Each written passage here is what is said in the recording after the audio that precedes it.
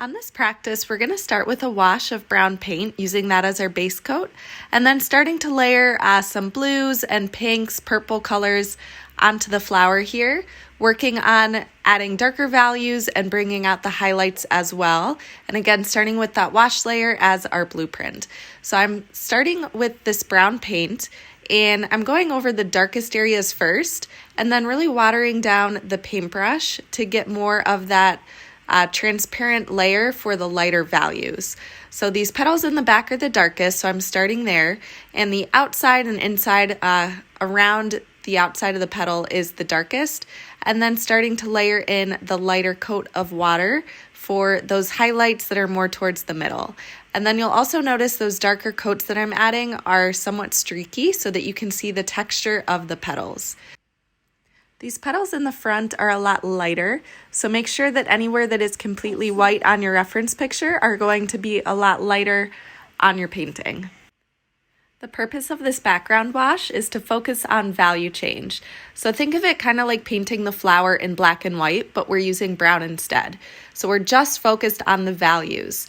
Now when we go to build our color on top, it should hold the values when we start with our light wash of color, and then we can continue to layer and emphasize the darker values, the medium tones, and the highlights from there. So just continue looking at your reference picture, working in the darkest values, look at the texture, bringing in some of those lighter streaks, and then where can you add really light watered down washes of the brown paint on top for those highlighted areas.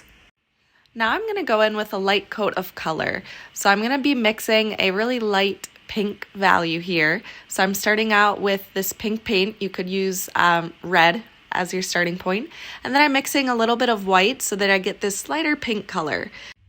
And this is what I'm going to use on top of that brown paint that I started with so that I'm able to still see the brown underneath. I'm making sure that it's nice and watered down. I want to still see my values, but I want this base layer of color to start coming through. So I'm using this and coating all over the entire flower, but leaving areas that are white.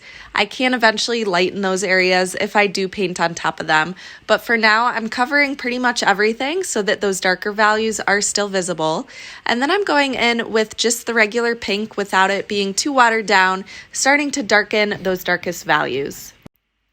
Having that blueprint of the brown paint underneath is helping me now add this color a lot quicker and not having to focus on the color change and the value change at the same time.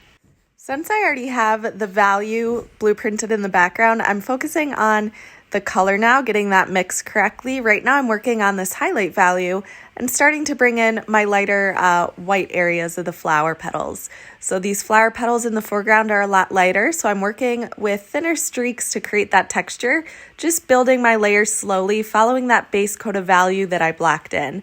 So I'm starting to bring in those lighter highlights around the outside petals and moving towards the petals in the back to bring in those smaller areas of highlight as well. I'm just continuing to bring in those little highlights, looking at my reference picture back to my drawing to see any differences. It helps to see the value if you're squinting your eyes. That'll help to just blur out some of the distractions and focus on areas of major highlights and shadows. But since we have that nice blueprint of the wash in the background, it definitely simplifies things and allows us to still focus mainly on the color.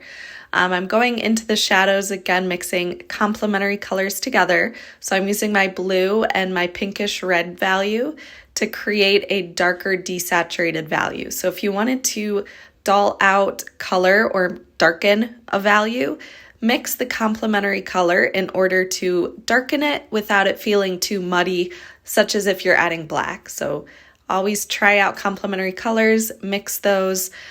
Smooth out your texture in the areas where it fades from dark to light so you can get those medium tones in between, and just continue bringing in more color as you go, using a thicker application of paint each layer. So our top layer is going to be pretty much just the paint without any water mixed in with it, so that you're starting to really allow those colors to pop and have less of the brown coming through, because again, that was just a blueprint that stayed in the background.